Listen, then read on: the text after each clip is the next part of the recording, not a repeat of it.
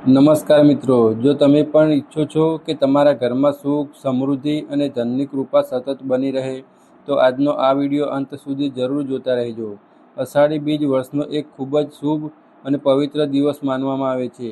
એવી લોકમાન્યતા છે કે આ દિવસે કેટલીક શુભ વસ્તુઓ ઘરમાં લાવવામાં આવે તો ઘરમાં સકારાત્મકતા વધે છે અને માતા લક્ષ્મીની કૃપા પ્રાપ્ત થાય છે.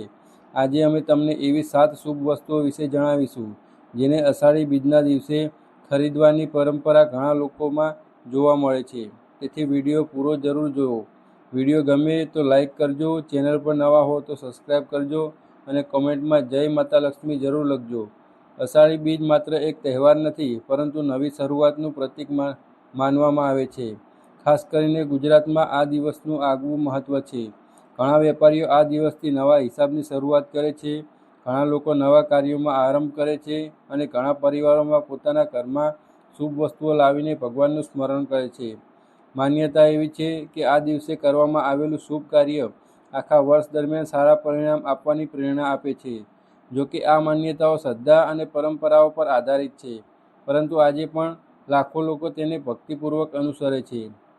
સૌપ્રથમ વાત કરીએ ચાંદીના સિક્કાની. અષાઢી બીજના દિવસે ચાંદીનો સિક્કો ખરીદીને તેને માતા લક્ષ્મીના ચરણોમાં રાખીને પૂજા કરવામાં આવે છે.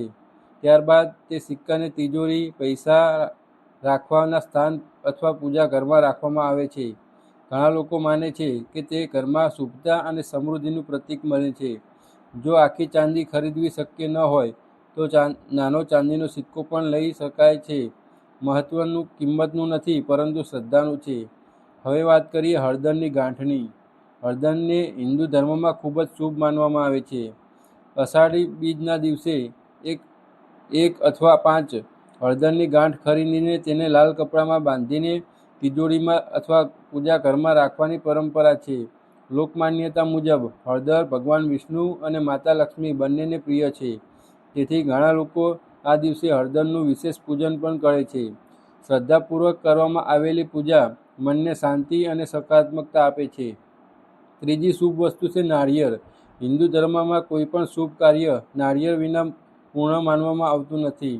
અષાઢી બીજના દિવસે સુંદર અને સંપૂર્ણ નાળિયેર ખરીદીને ભગવાનને અર્પણ કરવાથી ઘરમાં શુભતા આવે છે અને એવી માન્યતા છે. ઘણા પરિવારો નાળિયેર સાથે ઘીનો દીવો પ્રગટાવીને માતા લક્ષ્મીની આરતી પણ કરે છે. આ સમયે પરિવારના તમામ સભ્યો સાથે મળીને પ્રાર્થના કરવાથી ભક્તિનો ભાવ વધુ મજબૂત બને છે. ચોથી વસ્તુ છે કળશ. જો શક્ય હોય તો તાંબાનો અથવા પિત્તળનો નાનો કળશ ખરીદીને તેમાં સ્વચ્છ પાણી, કેરીના પાન અને નાળિયેર સ્થાપિત કરીને ભગવાન સમક્ષ રાખવામાં આવે છે. કળશને સમૃદ્ધિ, પવિત્રતા અને સકારાત્મક ઉર્જાનું પ્રતીક માનવામાં આવે છે. ઘણા ઘરોમાં અષાઢી બીજના દિવસે કળશ સ્થાપના કરીને આખા પરિવાર માટે સુખ શાંતિની પ્રાર્થના કરવામાં આવે છે. આ પરંપરા વર્ષોથી ચાલી આવી છે અને આજે પણ ઘણા લોકો તેને શ્રદ્ધાથી અનુસરે છે. હવે વાત કરીએ 5મી શુભ વસ્તુની, અને તે છે ગોમતી ચક્ર. ગોમતી ચક્રને ઘણા લોકો ખૂબ જ શુભ અને પવિત્ર માને છે. એવી માન્યતા છે કે અષાઢી બીજના દિવસે 11 ગોમતી ચક્ર ખરીદીને માતા લક્ષ્મીની પૂજા કરવી, પછી લાલ કપડામાં બાંધીને તિજોરી અથવા પૈસા રાખવાના સ્થળે રાખવામાં આવે તો ઘરમાં સકારાત્મકતા વધે છે. ઘણા લોકો પોતાના વ્યવસાયના સ્થળે પણ ગોમતી ચક્ર રાખે છે. આ માન્યતા પેઢીઓથી ચાલી આવી છે અને આજે પણ અનેક પરિવારો શ્રદ્ધાપૂર્વક તેનું પાલન કરે છે. અહીં યાદ રાખવાની વાત એટલી છે કે કોઈપણ વસ્તુમાં શક્તિ કરતાં વધુ મહત્ત્વ આપણી શ્રદ્ધા, સારા કર્મ અને ભગવાન પ્રત્યેની ભક્તિનું હોય છે.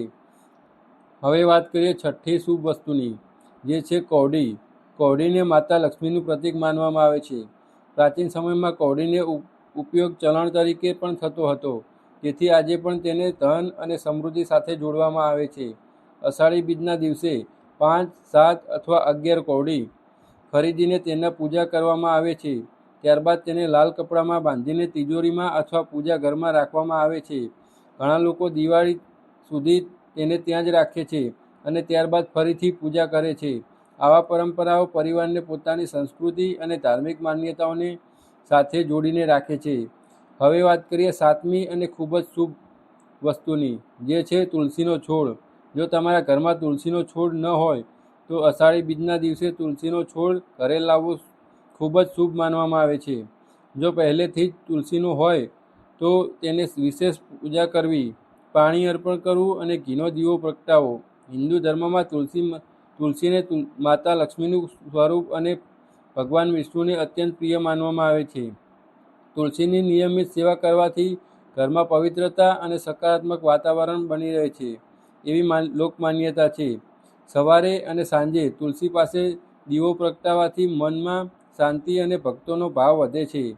આ 7 વસ્તુઓ સિવાય પણ અષાઢી બીજના દિવસે ઘરમાં સ્વચ્છતા રાખવી, વહેલી સવારે સ્નાન કરીને ભગવાનનું સ્મરણ કરવું, માતા લક્ષ્મી અને ભગવાન વિશેની પૂજા કરવી, જરૂરિયાતમંદ લોકોને દાન કરવું અને ગાયને રોટલી અથવા લીલું ઘાસ ખવડાવવું જેવી પરંપરાઓ પણ ઘણા લોકો અનુસરે છે. દાનનું મહત્ત્વ આપણા શાસ્ત્રોમાં ખૂબ જ જણાવવામાં આવ્યું છે. દાન માત્ર ધનનું જ નહીં, પરંતુ અનાજ, કપડાં, પાણી અને જરૂરિયાતમંદને મદદ કરવાનું પણ પુણ્ય કાર્ય માનવામાં આવે છે. જ્યારે આપણે નિસ્વાર્થ ભાવથી કોઈની મદદ કરીએ છીએ ત્યારે મનને સાચો આનંદ મળે છે. ઘણા લોકો એવો પ્રશ્ન પૂછે છે કે શું માત્ર આ વસ્તુઓ ખરીદી લેવાથી ધનલાભ થઈ જાય? તેનો જવાબ છે કે આપણા ધર્મમાં શ્રદ્ધા સાથે કર્મને પણ એટલું જ મહત્ત્વ આપવામાં આવે છે. ભગવાન પર વિશ્વાસ રાખવાથી સાચે જ મહેનત, પ્રામાણિકતા, સારો વ્યવહાર અને સારા વિચારો પણ જીવનના સફળતા માટે જરૂરી છે. શુભ વસ્તુઓ અને ધાર્મિક પરંપરાઓ આપણને સકારાત્મક વિચાર અને ભક્તિ તરફ પ્રેરિત કરે છે, પરંતુ સાચી સમૃદ્ધિ માટે સારા કર્મ સૌથી મોટું સાધન છે. તેથી અષાઢી બીજના દિવસે ભગવાનને પ્રાર્થના કરો, પરિવાર સાથે આનંદથી સમય વિતાવો અને નવા ઉત્સાહ સાથે જીવનમાં આગળ વધવાનો સંકલ્પ લો. આપણા વડીલો હંમેશા એક વાત કહેતા આવ્યા છે કે ભગવાન ક્યારેય કોઈના ઘરમાં સોનાના મહેલ જોવા નથી આવતા, પરંતુ જ્યાં ભક્તિ હોય, સચ્ચાઈ હોય, મહેનત હોય અને પરિવાર વચ્ચે પ્રેમ હોય, ત્યાં ભગવાનનો આશીર્વાદ આપમેળે પ્રાપ્ત થાય છે. અષાઢી બીજનો દિવસ પણ આપણને આ જ સંદેશ આપે છે કે જીવનમાં નવી શરૂઆત કરવી હોય તો સૌથી પહેલાં પોતાના મનને પવિત્ર બનાવવું જોઈએ. જો મનમાં ઈર્ષા, ક્રોધ અને લોભ ભરેલો હોય તો કોઈ પણ વસ્તુ સાચું ફળ મળતું નથી. પરંતુ જો મનમાં દયા, કરુણા અને ભગવાન પ્રત્યે અતૂટ શ્રદ્ધા હોય તો સામાન્ય દિવસ પણ આપણને માટે શુભ બની શકે છે. તેથી આ અષાઢી બીજ માત્ર વસ્તુઓ ખરીદવાની સાથે એક સારો સંકલ્પ પણ જરૂર લો કે જીવનમાં હંમેશા સત્યના માર્ગ પર ચાલશો, કોઈનું ખરાબ નહીં વિચારો અને પોતાની મહેનત પર વિશ્વાસ રાખશો. ઘણા પરિવારોમાં અષાઢી બીજના સાંજે આખો પરિવાર સાથે મળીને ભગવાન વિષ્ણુ અને માતા લક્ષ્મીની આરતી કરવામાં આવે છે, દીવો પ્રગટાવવામાં આવે છે, પ્રસાદ ધરાવવામાં આવે છે અને પરિવારના દરેક સભ્યમાં સુખ, આરોગ્ય અને સમૃદ્ધિ માટે પ્રાર્થના કરવામાં આવે છે. જ્યારે આખો પરિવાર એકસાથે ભગવાનનું સ્મરણ કરે છે ત્યારે ઘરમાં એક અલગ જ સકારાત્મક વાતાવરણ સર્જાય છે. ભલે તે ક્ષણ થોડા સમયની હોય, પરંતુ તે આખા પરિવારને એકબીજા સાથે વધુ પ્રેમથી જોડે છે. સાચી સંપત્તિ માત્ર પૈસા નથી, પરંતુ પરિવારનું સુખ, સારો સ્વસ્થ, મનની શાંતિ અને ભગવાનનો આશીર્વાદ પણ એટલી જ કિંમતી છે. જો તમે આ અષાઢી બીજે ચાંદીનો સિક્કો, હળદરની ગાંઠ, નાળિયેર, કળશ, ગોમતી ચક્ર, કવડી અથવા તુલસીનો છોડ જેવી શુભ વસ્તુઓ શ્રદ્ધાથી ઘરે લાવશો, તો ભગવાનની પૂજા કરશો અને સાથે મહેનત તથા સારા કર્મ કરશો, તો તમારા જીવનમાં સકારાત્મકતા વધે એવી શુભકામના છે. યાદ રાખજો કે ધાર્મિક પરંપરાઓ આપણને આશા, ભક્તિ અને સારા જીવન તરફ પ્રેરણા આપે છે. તેથી આ દિવસે માત્ર એક તહેવાર નહીં, પરંતુ પોતાના જીવનમાં સારા પરિવર્તનની શરૂઆત તરીકે ઉજવવાનો પ્રયત્ન કરજો. મિત્રો, તમને આ સાતમાંથી કઈ વસ્તુ સૌથી શુભ લાગે છે, અથવા તમે અષાઢી બીજના કઈ વસ્તુ ઘરે લાવવાના છો, તે અમને કમેન્ટમાં જરૂર જણાવજો. જો આ માહિતી તમને ઉપયોગી લાગી હોય તો વિડીયોને એક લાઇક જરૂર કરજો અને તમારા પરિવાર તથા મિત્રો સાથે શેર કરજો, જેથી તેઓ પણ આ શુભ દિવસનું મહત્ત્વ જાણી શકે.